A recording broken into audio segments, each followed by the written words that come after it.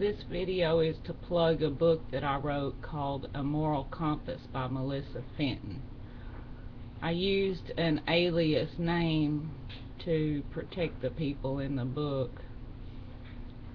When I wrote the book, it was a memoir of my life, but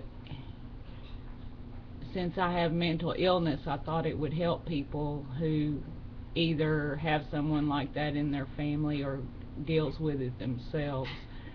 There's a lot of shame and stigma attached to mental illness that shouldn't be there. It's no different than having diabetes or high blood pressure or any other kind of imbalance in your body, and they can treat it these days.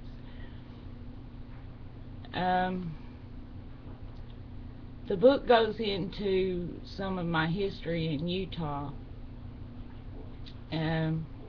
It turns out that Mormons don't really like their people to be married to non-Mormons because they don't want the Mormon pool tainted, especially in Salt Lake City.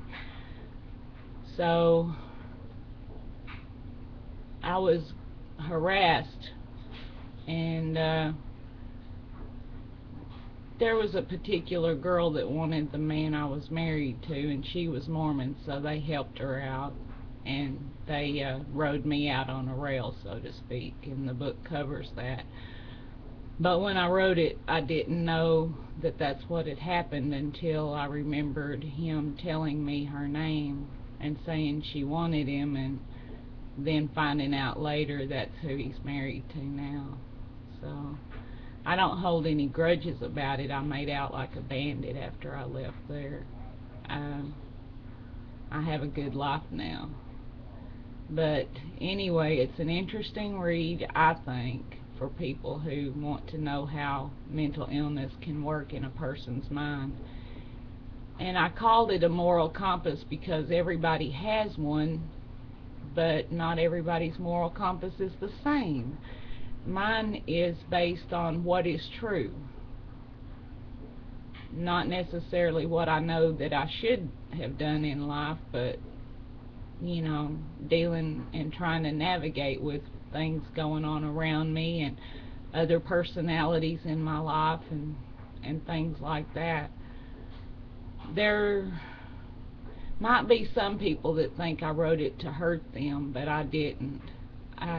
But I couldn't eliminate their stories without eliminating part of mine. And some of it's very important to me because it motivated me. What does Dr. Phil call it? Defining moments or something like that. Anyway,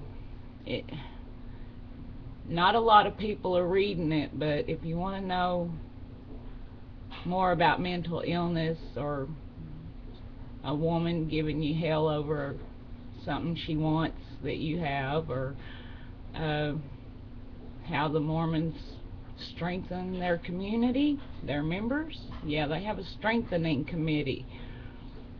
You might find it an interesting read. Have a good day.